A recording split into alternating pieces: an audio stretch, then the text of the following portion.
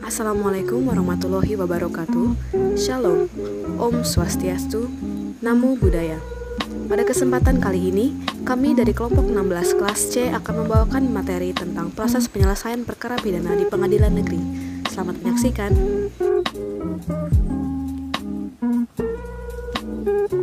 Yang pertama, saya akan membahas mengenai pengertian hukum acara pidana.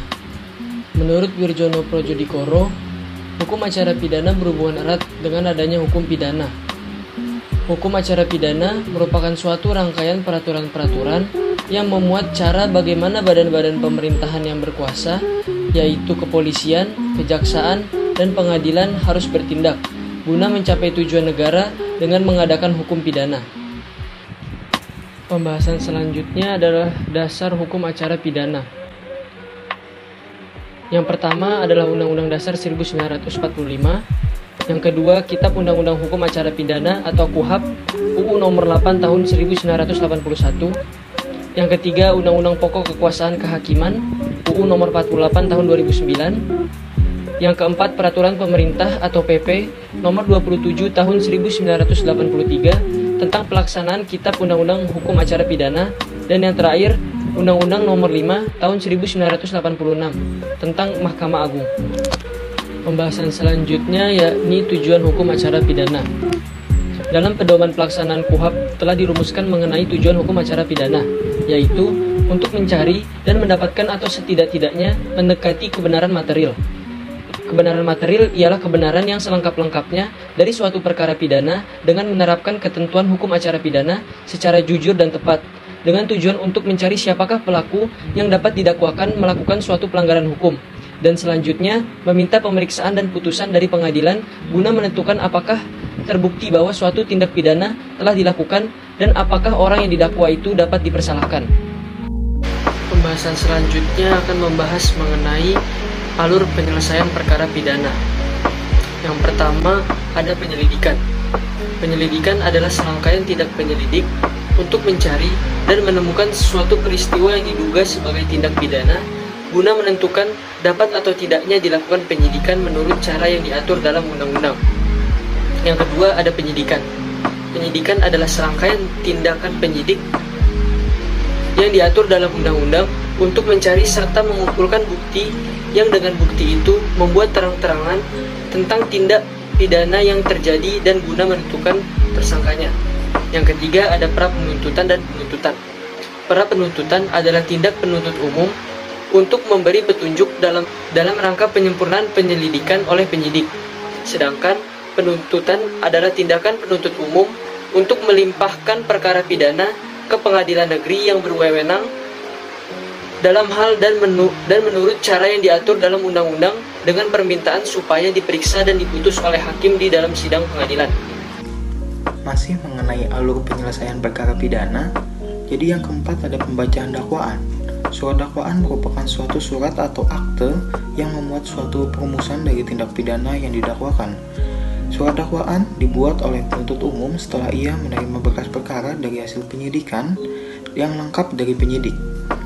Dalam hal ini, ia berpendapat bahwa dari hasil penyidikan dapat dilakukan penuntutan, maka penuntut umum dalam waktu secepatnya harus membuat surat dakwaan. Setelah pembacaan surat dakwaan, terdapat eksepsi. Jadi eksepsi ini adalah salah satu istilah yang digunakan dalam proses hukum dan peradilan yang berarti penolakan atau keberatan yang disampaikan oleh seorang terdakwa, disertai dengan alasan-alasannya bahwa dakwaan yang diberikan kepadanya dibuat tidak dengan cara yang benar dan tidak menyangkut hal tentang benar atau tidak benarnya sebuah tindak pidana yang didakwakan. Selanjutnya keenam ada pembuktian. Jadi pembuktian ini adalah tahap yang memiliki peranan penting bagi hakim untuk menjatuhkan putusan. Proses pembuktian dalam proses persidangan dapat dikatakan sebagai sentral atau pusat dari proses pemeriksaan di pengadilan. Pembuktian menjadi sentral karena dalil-dalil para pihak diuji melalui tahap pembuktian guna menemukan hukum yang akan diterapkan atau res to passing maupun ditemukan atau res finding dalam suatu perkara tertentu. 7. Pembacaan surat tuntutan. Surat tuntutan diajukan oleh penuntut umum setelah pemeriksaan di sidang pengadilan dinyatakan selesai. 8. Pledoi atau pembelaan. yaitu terdakwa dan atau penasihat hukum mengajukan pembelaannya yang dapat dijawab oleh penuntut umum, dengan ketentuan bahwa terdakwa atau penasihat hukum selalu mendapat giliran terakhir, sesuai dengan pasal 182 ayat 1 KUHP. Yang terakhir ialah putusan hakim. Putusan pengadilan adalah pernyataan hakim yang diucapkan dalam sidang pengadilan terbuka yang dapat berupa pemidanaan atau bebas atau lepas dari segala tuntutan hukum dalam hal serta menurut cara yang diatur dalam undang-undang menurut pasal 1 ayat 11 KUHP. Jenis putusan hakim yang pertama ialah putusan pengadilan yang berupa pemidanaan. Dalam putusan ini, majelis hakim berpendapat bahwa terdakwa terbukti secara sah dan meyakinkan bersalah telah melakukan tindak pidana yang didakwakan kepadanya. Maka pengadilan menjatuhkan pidana sebagaimana ditentukan dalam pasal 193 ayat 1 KUHP. Selanjutnya ialah putusan pengadilan yang berupa pembebasan dari segala dakwaan. Dalam putusan ini, majelis hakim berpendapat bahwa terdakwa tidak terbukti secara sah dan meyakinkan bersalah telah melakukan tindak pidana yang didakwakan kepadanya. Maka pengadilan membebaskan dari segala dakwaan sebagaimana ditentukan dalam pasal 191 ayat 1 KUHP. Jenis putusan yang terakhir ialah putusan pengadilan yang berupa lepas dari segala tuntutan hukum. Dalam putusan ini, majelis hakim berpendapat bahwa terdakwa terbukti secara sah dan meyakinkan bersalah telah melakukan perbuatan yang didakwakan kepadanya.